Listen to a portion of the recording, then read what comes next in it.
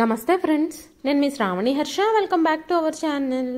ఇవాళ మన కథ తండ్రి ఇంటిపై కొడుకుకి హక్కు ఉంటుంది, కానీ కొడుకు ఇంటిపై తండ్రికి హక్కు ఎందుకు ఉండదు? కథని చివరి వరకు వినండి. నచ్చితే కనుక తప్పకుండా ఖచ్చితంగా ఒక్క లైక్ చేయండి. ఈ కథ పైన మీ విలువైన స్పందనని కామెంట్ రూపంలో మాకు తెలియజేయండి. కొత్తవారు ఎవరైనా చూస్తున్నట్లయితే మన ఛానల్ని సబ్స్క్రైబ్ చేసుకోండి. నాన్న, నేను మీకు ఎన్నిసార్లు చెప్పాను ఎక్కడ తీసిన వస్తువులు అక్కడ పెట్టమని? ఇది మీ ఇల్లు కాదు, మీకు నచ్చిన విధంగా ఉంచడానికి. మీ ఇంట్లో అయితే ఏది ఎక్కడ పెట్టినా ఎవ్వరూ మిమ్మల్ని ఏమీ అనరు. ఈ గ్లాస్ టేబుల్ మీద ఏం చేస్తోంది? వంటగదిలో షింకులో పెట్టండి. ఆఫీస్ నుంచి రమ్య వచ్చాక ఇవన్నీ చూస్తే తనకి కోపం వస్తుంది. ఇలాంటివన్నీ తనకు అస్సలు నచ్చవు. ఇంకా పేపరు, మీరు చదివే బుక్స్, మీ కళ్ళద్దాలు, మందులు కూడా ఇక్కడ నుంచి తీసేయండి. రమ్యకి డ్రాయింగ్ రూమ్ నీట్గా శుభ్రంగా ఉండాలి. నేను ఈలోపు రమ్య కోసం కాఫీ కలుపుతాను. తన ఆఫీస్ నుంచి వచ్చే టైం అయింది. నన్ను విసిగించకుండా చెప్పిన పని చేయండి. మీకు అర్థమవుతుందా? అంటూ కోపంతో కూడిన చిరునవ్వుతో తండ్రి విశ్వనాథం గారికి మహేష్ ఆర్డర్లు వేసి వంటగదిలోకి వెళ్ళాడు. విశ్వనాథం గారు తన భార్య జానకి గారి వైపు విచారంగా చూశారు. జానకి గారు నవ్వుతూ మౌనంగా ఉండమని సైగ చేశారు. విశ్వనాథం గారికి కొద్ది రోజుల క్రితమే మోకాలికి ఆపరేషన్ అయ్యింది. కొడుకు పల్లెటూరులో సరైన వైద్యం అందదని తల్లిదండ్రులిద్దరినీ సిటీకి రమ్మన్నాడు. వెంటనే విశ్వనాథం గారు, జానకి గారు మెరుగైన వైద్యం కోసం సిటీకి వచ్చారు. ఆయనకు ట్రీట్మెంట్ జరుగుతూ ఉంది. డాక్టర్ సమయానికి తీసుకోవాల్సిన మందులు ఇచ్చారు. విశ్వనాథం గారు బాధగా జానకి గారి వైపు చూసినప్పుడు వెంటనే జానకి గారు టాపిక్ మార్చి ఆ గదిని శుభ్రం చేయడం ప్రారంభించింది. మెల్లగా విశ్వనాథం గారితో, ఎక్కడ పడితే అక్కడ వస్తువులు ఏమైనా ఉంటే నిన్నట్లాగానే కోడలికి కోపం వస్తుంది. ఈ గ్లాస్ నేను తీసుకెళ్ళి వంటగదిలో పెడతాను అంటూ వంటగదిలోకి వెళ్ళి జానకి గారు కొడుకుతో ప్రేమగా, బాబు మహేష్, మీ నాన్నకి నాకు కూడా ఓ కప్పు టీ చేస్తావా? వాతావరణం చాలా చల్లగా ఉంది. మీరిద్దరూ కాఫీ తాగుతారు. కాఫీ అంటే మాకంతగా ఇష్టం ఉండదు. అందుకోసమే మా ఇద్దరి కోసం కొంచెం టీ చెయ్యి అనగానే మహేష్ కోపంగా, అమ్మా, మీరిద్దరూ ఇప్పుడే కదా టీ తాగారు, మళ్ళీ టీ కావాలా? మిమ్మల్ని మీరు కొంచెం నియంత్రించుకోవడం నేర్చుకోండి. ఎన్నిసార్లు టీ తాగడం తినడం? ఇంటికొచ్చిన దగ్గర నుంచి మీరిద్దరూ చాలా ఆహారం తింటున్నారు, రోజంతా టీ తాగుతున్నారు. కొడుకు మహేష్ నోటి నుంచి ఈ మాటలన్నీ విన్న జానకి గారు నిశ్చేష్టురాలయ్యారు. ఆమె తన కొడుకు ఇల్లుని తన సొంత ఇల్లు అని అనుకుంది. అందుకే ఆమె కొడుకు రమ్మని పిలవగానే వచ్చింది. అయితే ఇక్కడికి వచ్చిన తర్వాత మెల్లమెల్లగా ఆవిడకు అర్థమవుతుంది ఇది తమ ఇల్లు కాదని, ఈ ఇంట్లో వాళ్ళిద్దరూ అతిథులు మాత్రమే అని. చాలా ఆలోచించి లెక్కలు వేసుకున్న తరువాత కొడుకు, కోడలు 2 పూటలా వాళ్ళకి భోజనం పెడుతున్నారు. ఉదయాన్నే 2 బ్రెడ్ స్లైసెస్ ఇంకా టీ ఇస్తారు, అంతే. మహేష్ తను చెప్పాల్సింది చెప్పేసి అక్కడి నుంచి వెళ్ళిపోయాడు. కానీ జానకి గారి మనసంతా దిగులుగా మారిపోయింది. ఊర్లో ఉన్నప్పుడు ఎప్పుడు టీ కావాలనిపిస్తే అప్పుడు టీ తాగడం, ఏది కావాలనిపిస్తే అది తినడం అలవాటైపోయింది. కానీ ఇక్కడ ప్రతిదానికి కొడుకింట్లో ఏది కావాలన్నా ఒకరి మొహాలు ఒకరు చూసుకోవాల్సి వస్తుంది. మన కోరిక మేరకు మనం ఏమీ తినలేకపోతున్నాం. ఎందుకో తెలుసా? ఎందుకంటే ఇది మన ఇల్లు కాదు. ఈ ఇంటిపై కొడుకు, కోడలికి హక్కులున్నాయి, కానీ మన కొడుకింటిపై మనకి హక్కు లేదు. ఇక్కడ నేను కొడుకుతో ఏదైనా మాట్లాడాలంటే 10 సార్లు ఆలోచించుకుని మాట్లాడాలి. నేను వాడికి తండ్రిని కాదు, తనే నాకు తండ్రి అన్నట్టుగా అన్నారు విశ్వనాథం గారు. పాపం జానకి గారు తలదించుకొని ఆలోచించడం ప్రారంభించారు. విశ్వనాథం గారు జానకి గారు బలవంతం చేస్తేనే ఇక్కడికి వచ్చారు. చాలా సంతోషంగా ఇద్దరూ గ్రామంలో నివసిస్తూ ఉన్నారు. ఒక్కసారిగా విశ్వనాథం గారి ఆరోగ్యం క్షీణించటంతో మోకాళ్ళు బాగా వాచిపోయాయి. నడవడానికి కూడా ఇబ్బంది పడుతున్నారు. రోజువారీ పనులు కూడా ఒంటరిగా చేసుకోలేకపోతున్నారు. ఊర్లో ఉన్న డాక్టర్కి చూపించినప్పుడు వాళ్ళిచ్చిన మందులు బాగా పనిచేయలేదు. ఈ విషయాలన్నీ జానకి గారు మహేష్కి చెప్పగానే, ఊర్లో ట్రీట్మెంట్ ఏం బాగుంటుందమ్మా, ఇక్కడ సిటీకి వచ్చేయండి, ఇక్కడైతే మంచి మంచి డాక్టర్లు ఉంటారు అని మహేష్ చెప్పగానే జానకి గారు బలవంతంగా విశ్వనాథం గారిని ఒప్పించి సిటీకి తీసుకొచ్చారు. విశ్వనాథం గారిని హాస్పిటల్కి తీసుకెళ్లేటప్పుడు మహేష్, అమ్మా, నాన్నకు వైద్యం చేయించడానికి మీ దగ్గర డబ్బులున్నాయి కదా, అవి సరిపోతాయి కదా అలా అయితేనే నేను డాక్టర్ దగ్గరికి తీసుకెళ్తాను, లేకపోతే నా దగ్గర అంత డబ్బు లేదు అన్నాడు మహేష్. ఇలా అనేసరికి జానకి గారికి చాలా కోపం వచ్చింది. కానీ చేసేదేమీ లేక కొడుకు చెప్పే మాటలు మౌనంగా విని కళ్ళల్లో నీళ్లని లోపలికి అదుముకొని తన దగ్గర ఉన్న డబ్బంతా కొడుకు చేతిలో పెట్టింది. దీంతో మహేష్ విశ్వనాథం గారిని డాక్టర్ గారి దగ్గరికి తీసుకెళ్లి ట్రీట్మెంట్ మొదలు పెట్టించాడు. జానకి గారు అసలు ఇక్కడ సంతోషంగా లేరు, కానీ భర్త ఆరోగ్యం కోసం ట్రీట్మెంట్ కోసం బలవంతంగా ఉండాల్సి వస్తుంది. భార్య కళ్ళల్లో నీళ్లు చూసిన విశ్వనాథం గారు, జానకి మనం ఇక్కడి నుంచి వెళ్ళిపోదాం, నాకు ఇక్కడ ఉండడం అస్సలు ఇష్టం లేదు, నాకు అసలు ఈ 4 గోడల మధ్యలో ఊపిరి ఆడడం లేదు, నన్ను అసలు ఇక్కడికి ఎందుకు తీసుకొచ్చావు, నేను ఈ ఇంట్లో ఊపిరి కూడా పీల్చుకోలేకపోతున్నాను, ఇది మన కొడుకిల్లు, మన ఇల్లు కాదు, ఈ విషయం నీకు ఎలా అర్థమవుతుంది అనగానే జానకి గారు తనని తాను నియంత్రించుకొని నిశ్శబ్దంగా పడుకోండి, ఊర్లో ఇలాంటి డాక్టర్లు ట్రీట్మెంటు ఇవన్నీ మనకెక్కడ దొరుకుతాయి, అందుకే కదా ఇక్కడికి రావాల్సి వచ్చింది, కొన్ని రోజులు కొడుకు కోడలి కోరిక మేరకి మనం జీవిస్తాం, ఏమవుతుంది, మీ ట్రీట్మెంట్ పూర్తయిన వెంటనే ఇక్కడి నుంచి వెళ్ళిపోదాం అని చెప్పి జానకి గారు భర్తని ఓదార్చారు. కొద్దిసేపటి తర్వాత రమ్య ఆఫీస్ నుంచి వచ్చింది. రమ్య చాలా హాట్ టెంపర్ అమ్మాయి. అత్తామామల్ని కానీ ఇంటిని కానీ పట్టించుకునే స్వభావం తనది కాదు. రమ్య ఆఫీస్ నుంచి రాగానే మహేష్ కాఫీ ఇచ్చి తను ఆఫీస్ పని మొదలుపెట్టాడు. అయితే రమ్య ఒక్కసారి కూడా అత్తామామల యోగక్షేమాల గురించి అడగడానికి వాళ్ళ దగ్గరికి వెళ్ళనే లేదు. మరోపక్క జానకి గారికి షుగర్ టాబ్లెట్లు కూడా అయిపోయాయి. ఆవిడకు అప్పుడప్పుడు ఆకలేస్తూ ఉంటుంది. అప్పటికే సాయంత్రం అయిపోయింది. వంట మనిషి ఇంకా రాలేదు. జానకి గారికి ఆకలిగా అనిపించింది. కోడలు అనుమతితో మాత్రమే జానకి గారు వంటగదిలోకి వెళ్ళాలి. కోడల్ని అడిగి పర్మిషన్ తీసుకుంటేనే ఆవిడకి వంటగదిలోకి ఎలా ఉంటుంది. కానీ జానకి గారు అప్పుడు ఆకలికి తట్టుకోలేకపోతున్నారు. ఇక తట్టుకోలేక వంటింట్లోకి వెళ్ళి 2 చపాతీలు చేయడం మొదలుపెట్టింది. అప్పుడే కిచెన్లోకి వచ్చిన రమ్య కోపంగా జానకి గారి చేతిని వేడి వేడి పెనం మీద పెట్టింది. అత్తయ్య, మీకెంత ధైర్యం నా వంటగదిలో అడుగు పెట్టడానికి, మీరేం చేయంటో మీరు మర్చిపోయారా, మీ మురికి చేతులతో మురికి బట్టలతో నా పాత్రలు తాకొద్దు, మీ కొడుకుతో మిమ్మల్ని వృద్ధాశ్రమంలో ఉంచమని చెప్పాను, కానీ వద్దు, నా గురించి నలుగురు నానా రకాలుగా అనుకుంటారు అని చెప్పి నన్ను ఒప్పించాడు, కానీ నేను మీరు చేసింది ఏమీ తినలేను కాబట్టి నా వంటగది నుంచి మీరు బయటకు వెళ్ళండి, మళ్ళీ వంటగదిలోకి వచ్చారో జాగ్రత్త అంటూ అరిచింది రమ్య. జానకి గారు చెయ్యి కాలటంతో ఆవిడ నొప్పితో అరుస్తున్నారు.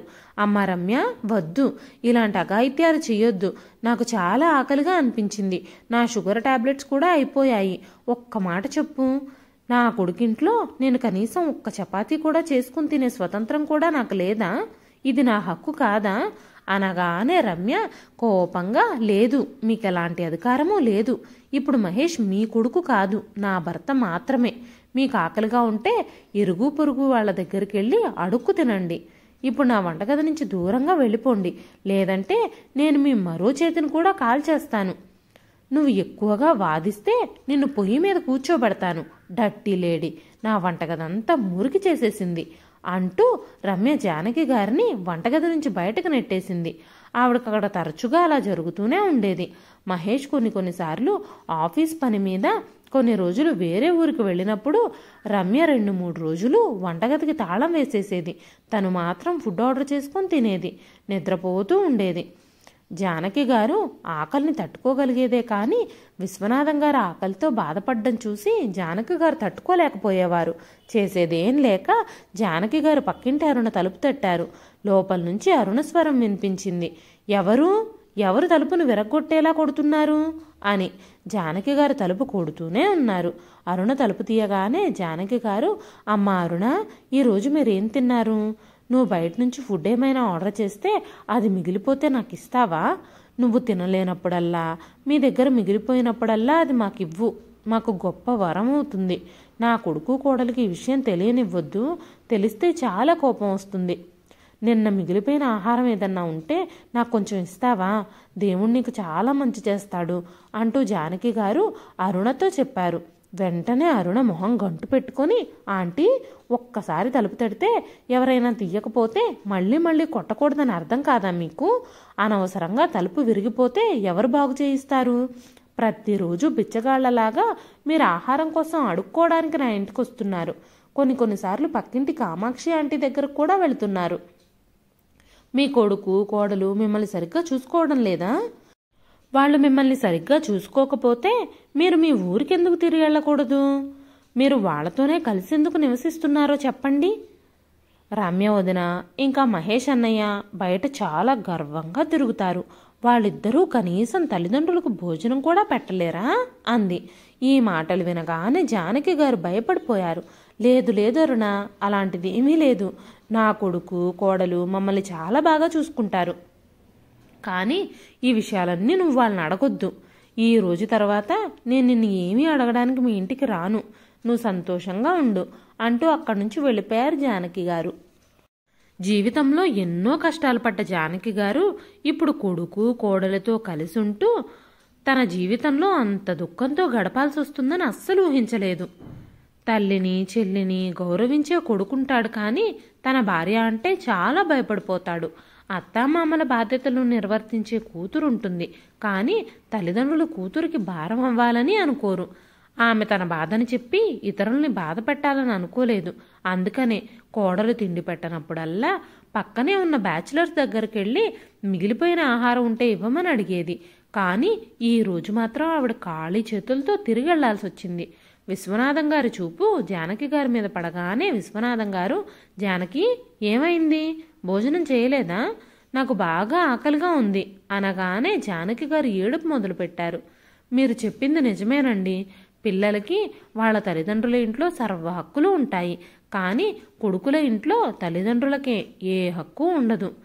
నేను ఇప్పుడే మీకోసం ఏదైనా తీసుకొస్తాను అంటూ వంటగదిలోకి వెళ్ళి నిన్న రాత్రి మిగిలిపోయిన చపాతీలను నీళ్లల్లో నానబెట్టి విశ్వనాథం గారికి తినిపించారు. ఆయనకు మందులిచ్చి పడుకోబెట్టి తిరిగొచ్చి తను పనిచేయడం ప్రారంభించింది.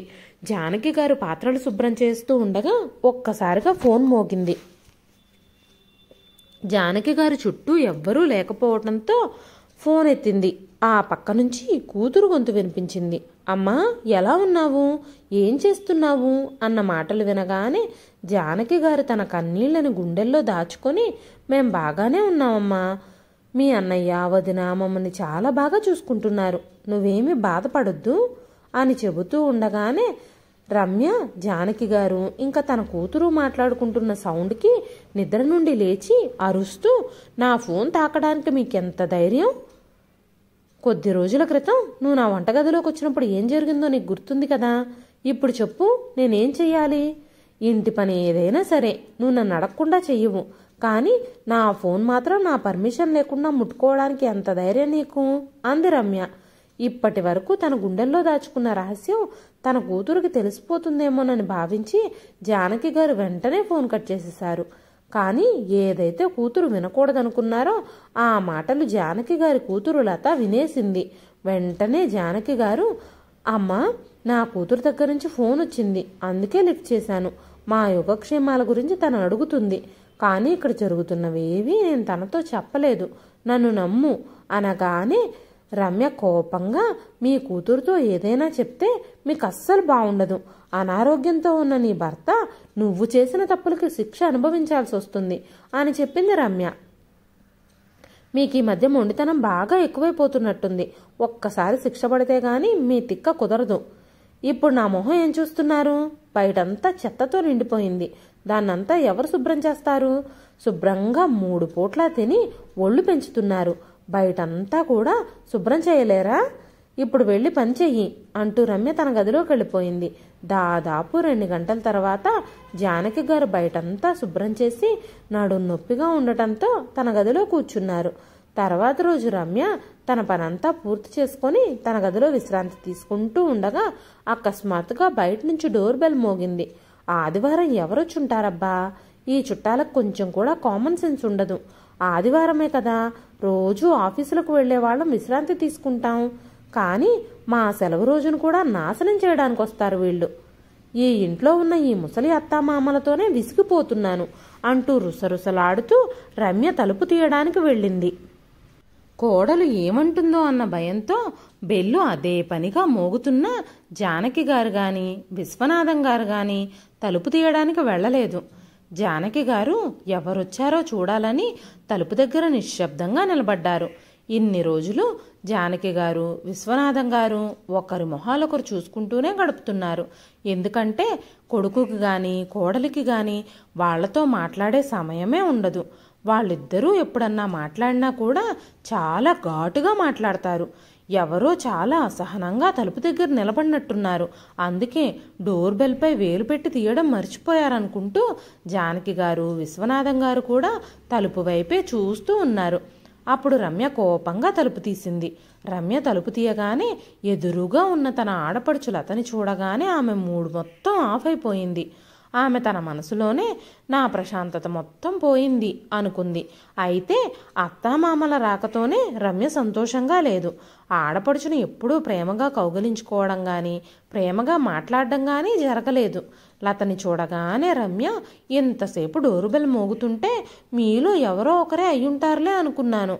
ఎందుకంటే మీ ఇళ్లల్లో డోరుబెల్లు ఉండవు కదా, ఎలా మోగించాలో కూడా మీకు కనీసం తెలియదు మీకు అంటూ రమ్య తన గదిలోకి వెళ్ళిపోయింది. గదిలోకి వెళుతూనే మహేష్ని లోపలికి రమ్మని సైగ చేసి ఎవరొచ్చారో చూడండి. ఇంతకుముందు మీ తల్లిదండ్రుల రూపంలో ఒక డిస్టర్బెన్స్ వచ్చి మన నెత్తి మీద పడింది. ఇప్పుడు అలాంటి వాళ్లే రోజు మన ఇంటికి వస్తున్నారు అనగానే మహేష్ ఏం చెప్తున్నావు నువ్వు? లత మన ఇంటికి వస్తే మన ఇంట్లోనే ఉండిపోతుందా ఏంటి? మా నాన్న కూడా వాళ్ళ సొంత డబ్బులతోనే వైద్యం చేయించుకుంటున్నాడు అని నీకు తెలుసు కదా. ఇక్కడికి వచ్చినప్పటి నుంచి మా అమ్మా నాన్నల ఖర్చులు వాళ్ళ జేబులో డబ్బుల నుంచే భరిస్తున్నారు. అయినా నువ్వెందుకు కోపంగా ఉంటున్నావు? ప్రతి కూతురు తన తల్లిదండ్రుల మీద ప్రేమను కలిగి ఉంటుంది. ఇప్పుడు మా అమ్మ నాన్న ఇక్కడున్నారు కాబట్టి ఇక్కడికి వచ్చింది, వాళ్ళని చూసి వెళ్ళిపోతుంది అంటూ మహేష్ తన భార్యకు నచ్చజెప్పడానికి ప్రయత్నించాడు. మీ అమ్మా నాన్నలు వాళ్ళింటిని అంత మిస్ అవుతూ ఉంటే తిరిగి వెళ్ళిపోవచ్చుగా. ఇక్కడ వాళ్ళను ఉండమని ఎవరు బతిమాలుతున్నారు? ఆడపడుచులు ఎప్పుడూ ఏమీ ఇవ్వడానికి రారు, తీసుకోవడానికి మాత్రమే వస్తారు. ఎప్పుడు చూసినా సరే ఏదో ఒక నస అనగానే మహేష్ మా చెల్లెలు వచ్చిందన్న సంతోషానికి బదులుగా ఇలాంటి పిచ్చి మాటలు ఎందుకు మాట్లాడుతున్నావు అన్నాడు. ఆవిడ మీకు చెల్లెలు, నాకేమీ కాదు. ఏది ఏమైనప్పటికీ నా ఆదివారం మొత్తం స్పాయిల్ చేసేసే హక్కు మీకెవరిచ్చారు? ఆవిడకి ఏం లాభం వస్తుందో తెలియదు, ఎప్పుడు చూసినా ఆదివారమే వస్తుంది. మీరు వాళ్లతో కూర్చొని ఎంతసేపైనా కబుర్లు చెప్పుకోండి. నేను కాసేపు రెస్ట్ తీసుకోవాలనుకుంటున్నాను. గుర్తుంచుకోండి, నన్ను ఇబ్బంది పెట్టొద్దు. వాళ్ళకి ఏం చేయాలన్నా మీరే చెయ్యండి అనగానే మహేష్ కాసేపు నువ్వు కూడా అమ్మా నాన్నలతో కూర్చో, లేకపోతే నువ్వు అమ్మా నాన్నలతో సరిగ్గా ప్రవర్తించడం లేదని మా చెల్లెలకి అనుమానం వస్తుంది. ప్లీజ్ రమ్య రా, తను నా చెల్లి, నువ్వే టీ తీసుకొచ్చి ఇవ్వు అన్నాడు. అంత ప్రేమ కారిపోతుంటే ఈ ఇల్లు మొత్తాన్ని వాళ్ళ పేరు మీదే రాసివ్వండి. లేదంటే మీ అమ్మా నాన్నల మీద అంత ప్రేమ ఉంటే వాళ్ళిద్దరినీ మీ చెల్లెల్నే తీసుకెళ్ళమనండి. పనికిరాని మొహాలేసుకొని పక్కింటికి వచ్చి విశ్రాంతి తీసుకుంటూ రోజంతా ఫ్రీగా ఏదో ఒకటి తింటూ ఉంటారు. ఇక్కడ నాకు కూడా పర్సనల్ లైఫ్ ఉంటుందని ఎవ్వరికీ అర్థం కాదు. మీ చెల్లెల్ని త్వరగా పంపించండి అంటూ మొహం తిప్పుకొని తన గదిలోకి వెళ్ళి పడుకుంది. ఆమెని అలా చూసిన మహేష్ కూడా మౌనంగా ఉండడమే మంచిది, లేదంటే విసుగ్గా ఏదో ఒక గొడవ చేస్తుంది రమ్య అని భావించి మౌనంగానే అక్కడి నుంచి వెళ్ళిపోయాడు. బయట కూర్చున్న లతని చూసి మహేష్ ఆమె దగ్గరకు వెళ్ళి ఎలా ఉన్నావు లత, ఒక్కదానివే వచ్చావా? పిల్లలను కూడా తీసుకొచ్చుంటే బాగుండేది, బావగారు కూడా వచ్చుంటే బాగుండేది అన్నాడు. వెంటనే జానకి గారు, బాబు మహేష్, కోడలికి తను రావడమే ఇష్టం లేదు, నువ్వైతే మొత్తం కుటుంబాన్నే రమ్మని అడుగుతున్నావా? ముసలి తల్లిదండ్రులకే కనీసం 2 పూట్ల భోజనం పెట్టడానికి అల్లాడిపోయే మీరు మీ చెల్లెల కుటుంబం మొత్తానికి 2 పూట్ల భోజనం పెట్టగలరా అనగానే మహేష్ తల్లివైపు చూసి తల్లిని మౌనంగా ఉండమన్నట్టు సైగ చేసి, అమ్మా ఎందుకలా మాట్లాడుతున్నావు? నీ కోడల గురించి నీకేం తెలుసు? నువ్వు నాన్నగారు ట్రీట్మెంట్ కోసం వచ్చారు. అది పూర్తి చేసుకుని ప్రశాంతంగా వెళ్ళిపోండి. అంతే తప్ప అనవసరమైన గొడవలు సృష్టించొద్దు అన్నాడు. కొడుకు మాటలు విన్న విశ్వనాథం గారు తన భార్యతో, జానకి, మహేష్ చెప్పింది నిజమే, మౌనంగా ఉండడమే మంచిది. ఇది మన ఇల్లు కాదు, మనం ఇక్కడ గెస్ట్లమే, నువ్వు మర్చిపోతున్నావేమో అనగానే, మహేష్, ఈ విషయాలన్నీ పక్కన పెట్టండి, మీ చర్చలు ఎప్పటికీ అంతం కావు. నువ్వు చెప్పమ్మా లత, అందరూ ఎలా ఉన్నారు? మీ ఇంట్లో అందరూ బాగానే ఉన్నారు కదా? నువ్వెలా ఉన్నావు?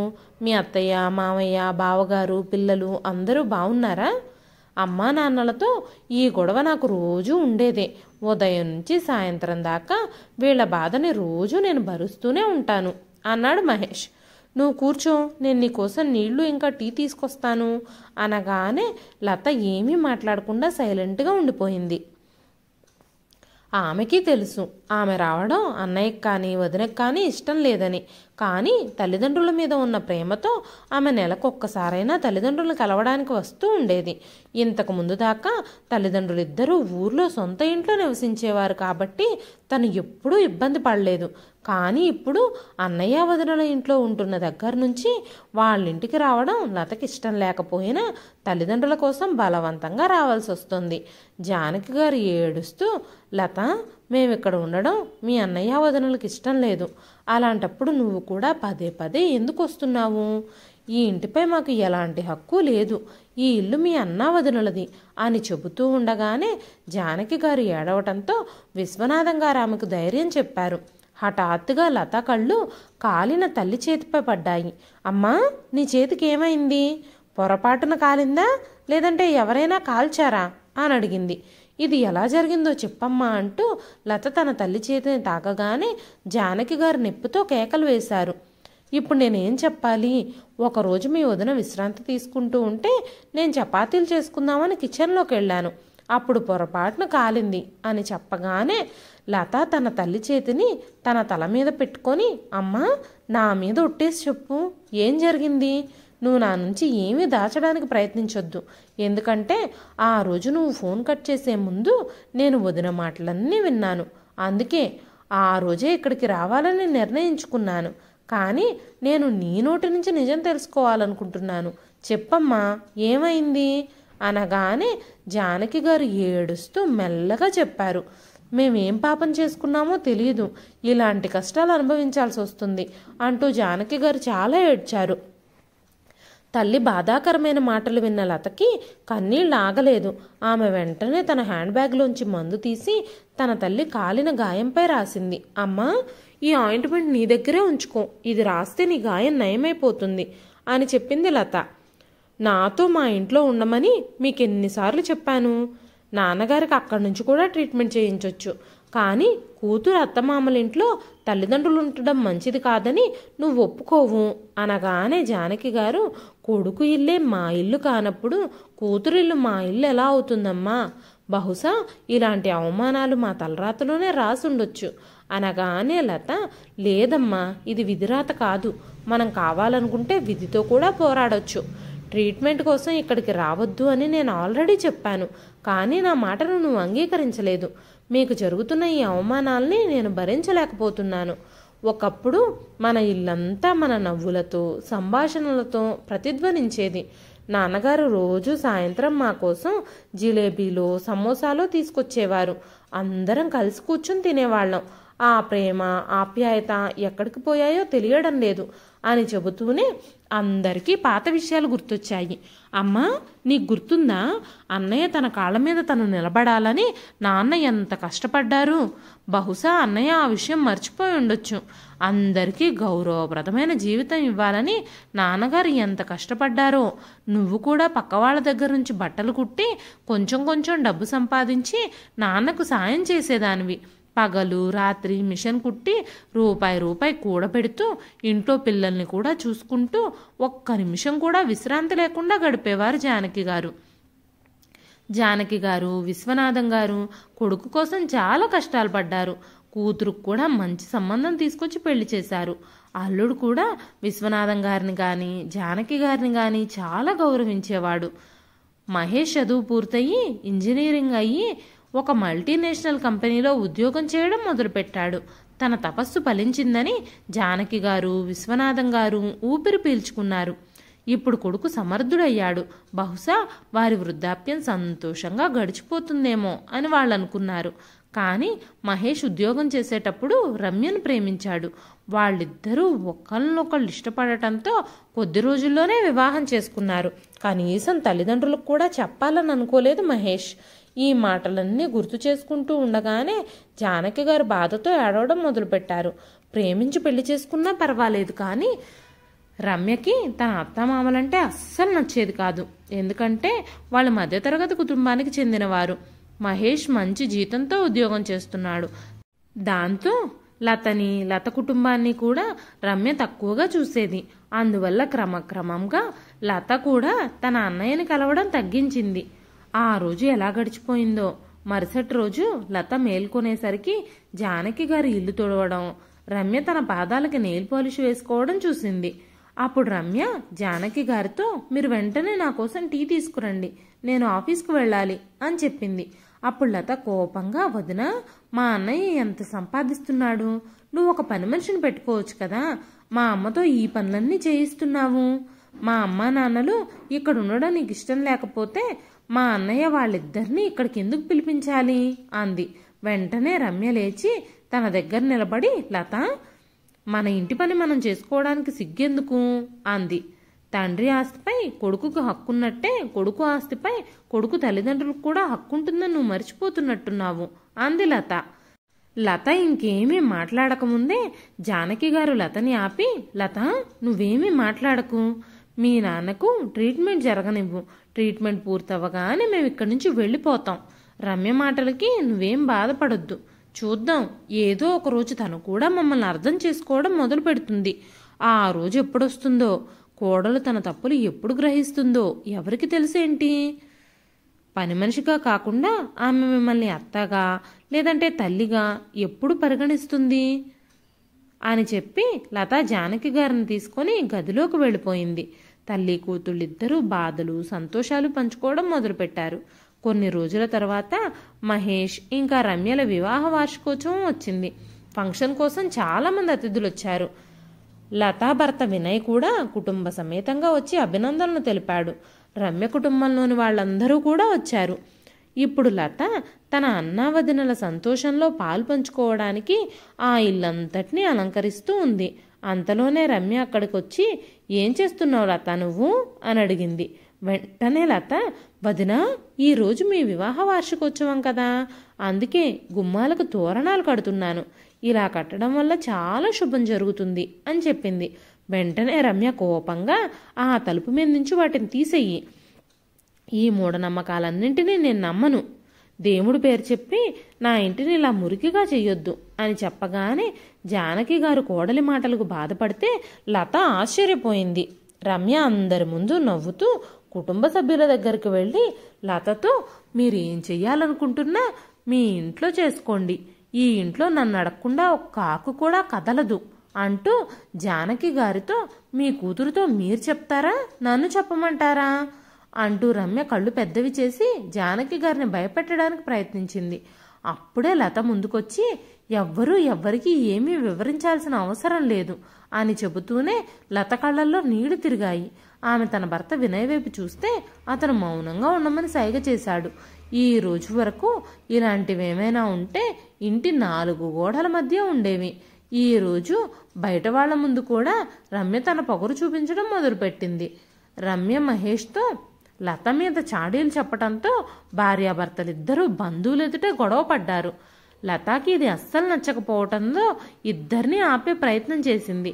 అయితే రమ్య మళ్ళీ లతపై ఆరోపణలు చేస్తూ, ఇప్పుడు నీ గుండె చల్లబడిందా, నా ఇంట్లో శాంతినంతా భంగం చేశావు, ఇప్పుడు నీ మనసు చాలా ప్రశాంతంగా ఉండుంటుంది కదా, మొదటగా మీ అనారోగ్యంతో ఉన్న తల్లిదండ్రులను తీసుకొచ్చి నా నెత్తి మీద పెట్టారు, కారణం లేకుండానే నా జీవితాన్ని కష్టంగా మార్చేశారు అంది. ఇది విన్నాక వినయ్ లతని తీసుకుని ఇంటి నుంచి వెళ్ళిపోబోతూ ఉంటే జానకి గారు చేతులు ముడుచుకొని తన కోడలి తరపున తను క్షమాపణలు చెప్పడం ప్రారంభించింది. వెంటనే వినయ్ అత్తయ్య గారి చేతులు పట్టుకొని, లేదత్తయ్య గారు, మీరెందుకు క్షమాపణలు చెప్తున్నారు, ఇంటి కోడలు ఇలాంటి పొగరుబోతైతే అత్తగారు ఎలా సంబంధాలు కాపాడగలుగుతుంది? మావయ్య గారి ట్రీట్మెంట్ కోసం మీరు అవన్నీ భరించాల్సిన పని లేదు. మీకు అభ్యంతరం లేకపోతే మా ఇంటికి రండి. మీరు కూడా నా తల్లిదండ్రులతో సమానమే. మా తల్లిదండ్రుల కంటే మిమ్మల్ని నేను ఎప్పుడూ తక్కువగా భావించలేదు. మీ కొడుకు మీ గౌరవాన్ని కాపాడుకోలేనప్పుడు మీరు వాళ్ళింట్లో ఎందుకుంటున్నారు అని మాట్లాడుతూ ఉండగానే రమ్య వచ్చి, మా ఇంటి విషయాల్లో మీరెందుకు జోక్యం చేసుకుంటున్నారు? ఆ హక్కు మీరెవరిచ్చారు? ఇక్కడికి రావడానికి అసలు మీకు ఎవరు అనుమతి ఇచ్చారు? మీ భార్యను తీసుకుని వెంటనే ఇక్కడి నుంచి వెళ్ళిపోండి, అదే మీకు మంచిది అంది రమ్య. అప్పుడు జానకి గారు ముందుకొచ్చి రమ్య చంప మీద లాగిపెట్టి కొట్టి, సిగ్గులేదా నీకు? నువ్వు మీ అత్తగారిని మామగారిని గౌరవించవు, ఇప్పుడు మా ఇంటి అల్లుడిని కూడా దూషించడం మొదలుపెట్టావా? నీకు ఈ హక్కు ఎవరిచ్చారు? నేను నోరు తెరిస్తే నీ అహంకారం అంతా బయటపడుతుంది. నువ్వు ఈ ఇంట్లో చాలా గర్వంగా నివసిస్తున్నావు. నీ భర్త ఈ ఇంటిని ఎలా కొన్నాడో నువ్వు అడిగావా? ఈ ఇల్లు కొనడానికి సంబంధించిన డబ్బంతా నా భర్తది. ఈరోజు మేము మీకు ఇచ్చిన డబ్బు మొత్తం మాకు తిరిగి ఇవ్వమని నీ భర్తను అడుగు, లేదంటే ఇంటి నుంచి మీరిద్దరూ బయటకు వెళ్ళిపోండి. మేము ఈ రోజు నుంచి ఈ ఇంట్లోనే ఉండాలనుకుంటున్నాం, కాబట్టి మీరిద్దరూ ఈ ఇంట్లో ఉండడానికి వీల్లేదు అని చెప్పగానే మహేష్ చుట్టూ చూస్తూ అందరి ముందు తలదించుకొని తల్లిని ఒప్పించే ప్రయత్నం మొదలుపెట్టాడు. అప్పుడు విశ్వనాథం గారు ముందుకొచ్చి, మేము అర్థం చేసుకోవడానికి, మీరు వివరించి చెప్పడానికి సమయం గడిచిపోయింది. మీరు మా దగ్గర నివసించడానికి అర్హత కోల్పోయారు. మేమిప్పుడు ఇక్కడ ఉండము, గ్రామానికే వెళ్ళి స్వయంగా వైద్యం చేయించుకుంటాము. నేను డాక్టర్తో కూడా మాట్లాడేశాను, కానీ ఈ ఇంట్లో మిమ్మల్ని కూడా ఉండనివ్వము. మా ఆస్తినంతటినీ దానం చేస్తామే కానీ నీలాంటి విలువలేని కొడుకుకి కోడలికి ఏమీ ఇవ్వాలని అనుకోవడం లేదు మేము అంటూ రమ్య తల్లిదండ్రులతో, మీరు కూడా వినండి, మీరు ఆవిడ తల్లిదండ్రులు, కానీ మీ కూతురు మమ్మల్ని కనీసం గౌరవించదు. మాకు రోజుకు 2 పూట్ల సరిగ్గా భోజనం కూడా పెట్టదు. కాబట్టి మా ఆస్తిని మేము ఎందుకు తనకివ్వాలి? తండ్రింటిపై కొడుకుకి హక్కు ఉంటుంది, కానీ కొడుకింటిపై తండ్రికి హక్కు లేదా? అయితే మీ సొంత డబ్బులతో మీ ఇల్లు నిర్మించుకోండి. రాజానకి, మనం బయలుదేరదాం. లత, మీరు కూడా ఇక్కడి నుంచి వెళ్ళిపోండి. ఈ రోజు తర్వాత మేమెప్పటికీ ఇక్కడికి తిరిగి రాము. నువ్వు రావాలనుకుంటే మమ్మల్ని ఎప్పుడు కలవాలనిపిస్తే అప్పుడు మా ఇంటికి రా అనగానే మహేష్ తల్లిదండ్రులకు క్షమాపణలు చెప్పడం మొదలుపెట్టాడు. అప్పుడు విశ్వనాథం గారు, నా డబ్బులతో నాకు వైద్యం చేయిస్తూ ఏదో మమ్మల్ని మీరే చూసేస్తున్నట్టు పెద్ద ఫీల్ అయిపోయారు కదా ఈ రోజు దాకా. నీ భార్య ఎక్కడుండాలనుకుంటే అక్కడ ఉండండి మీరిద్దరూ, కానీ వెంటనే నా ఇల్లు ఖాళీ చేయండి, లేకపోతే నేను పోలీసులకు కంప్లైంట్ ఇస్తాను. ఎందుకంటే ఈ ఇల్లు కొనడానికి వెళ్ళినప్పుడు డబ్బు మొత్తం నేనే కట్టాను. అంతేకాకుండా ఈ ఇల్లు కూడా నా పేరు మీదే రిజిస్ట్రేషన్ అయ్యింది. మీరు ఈ ఇల్లు కావాలనుకుంటే ఆ డబ్బు మొత్తం నాకు తిరిగి ఇవ్వండి అని చెప్పి విశ్వనాథం గారు జానకి గారి చెయ్యి పట్టుకుని గదిలోకి వెళ్లారు. మరుసటి రోజే అల్లుడు మామగారికి అత్తగారికి టికెట్లు బుక్ చేసి గౌరవంగా రైల్లో కూర్చోబెట్టాడు. ఇద్దరూ తమ సొంత ఊరికి వెళ్ళిపోయి తమ ఇంట్లో సంతోషంగా జీవించడం ప్రారంభించారు. ఇక్కడ మహేష్ ఇంకా రమ్య ఇష్టం లేకపోయినా ఇంటి నుంచి బయటకు వెళ్లాల్సి వచ్చింది. వినయ్కి తెలిసిన లాయర్కి అన్ని బాధ్యతలు విశ్వనాథం గారు అప్పగించడంతో ఆయనే స్వయంగా మహేష్ ఇంకా రమ్యలతో ఆ ఇల్లు ఖాళీ చేయించారు. ఎట్టకేలకు మహేష్ రమ్యలు ఆ ఇంటిని ఖాళీ చేయాల్సి వచ్చింది. అత్తామామలకు సేవ చేయలేని, గౌరవం ఇవ్వలేని వ్యక్తులకు తమ ఇంట్లో ఉండే అర్హత లేదని రమ్య తల్లిదండ్రులు కూడా ఆమెకు ఆశ్రయం ఇవ్వలేదు. నువ్వు చేసిన ఈ పనుల వల్ల మా కోడలు కూడా మాపై కోపంగా ఉంది. ఎవ్వరైనా మిమ్మల్ని ఇష్టపడతారని, మిమ్మల్ని ఆదరిస్తారని ఆశించొద్దు అని చెప్పి రమ్యని బయటకు పంపించేశారు. రమ్య ఇంకా మహేష్ అద్దె ఇల్లు కోసం వెతుక్కోవడం మొదలుపెట్టారు. లత తన తల్లిదండ్రులను చూడాలనిపించినప్పుడల్లా వాళ్ళ ఇంటికి వెళుతూ తన తల్లిదండ్రులతో సంతోషంగా గడుపుతూ ఉండేది. గౌరవం లేని చోట బాంధవ్యాలు ఏర్పరచుకోవాల్సిన అవసరం లేదు. అందుకే జానకి గారు, విశ్వనాథం గారు కొడుకు కోడలితో అన్ని బాంధవ్యాలు తెంచుకున్నారు. ఇదండి ఈరోజు కథ. ఈ కథ మీకు ఎలా అనిపించింది? ఈ కథ గురించిన మీ విలువైన స్పందనని కామెంట్ రూపంలో మాకు తెలియజేయండి. కథ నచ్చితే ఒక లైక్ చేయండి. మరెన్నో ఇలాంటి ఇంట్రెస్టింగ్ కథల కోసం మన ఛానల్ని సబ్స్క్రైబ్ చేసుకోండి. మరొక మంచి కథతో మళ్ళీ కలుస్తానండి.